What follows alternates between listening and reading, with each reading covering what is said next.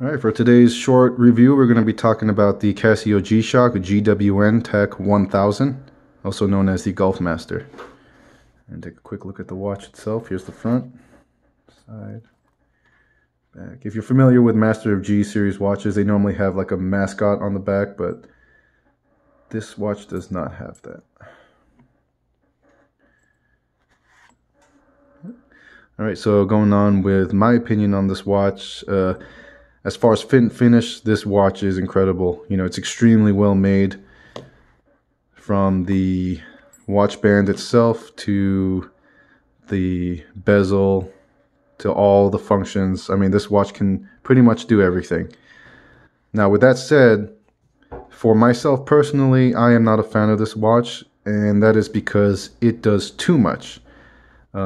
Too many different ways, and as far as the kind of watch wearer that I am, it does not fit my needs. Granted, you should take that all with a grain of salt because this watch is phenomenal. It is an ABC watch, which means altimeter, barometer, and compass, and also temperature. And you access those functions through this button. So barometer, compass, and then altimeter, and then temperature. And it measures temperature very accurately.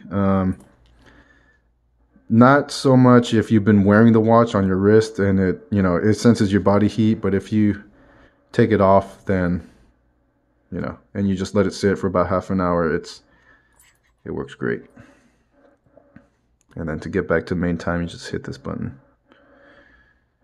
To switch through modes, you'll hit this button as well. So you've got world time, tide, stopwatch, timer, alarm, and that is your multi-band 6 function, and then back to time.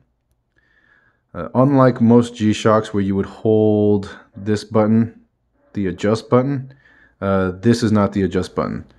This dial is the adjust dial, and how you use it is you would unlock it by turning it there and then pulling it out.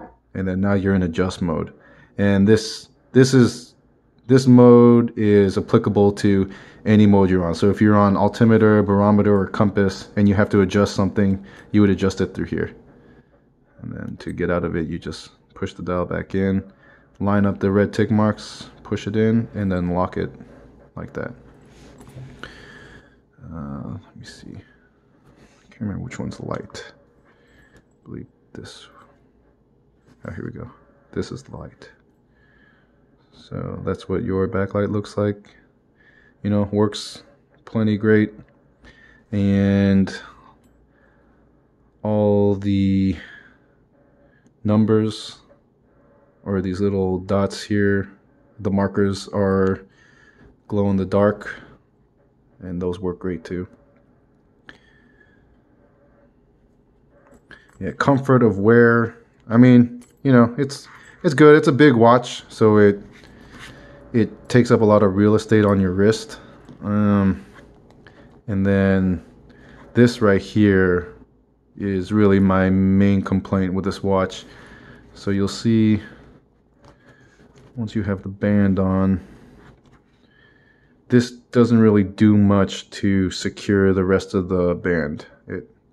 It falls off constantly. So you'll find yourself 10 times out of 10 times throughout the day wearing the watch, and it'll be like this. So if there's one thing they could change on this watch, it's making this smaller or more secure.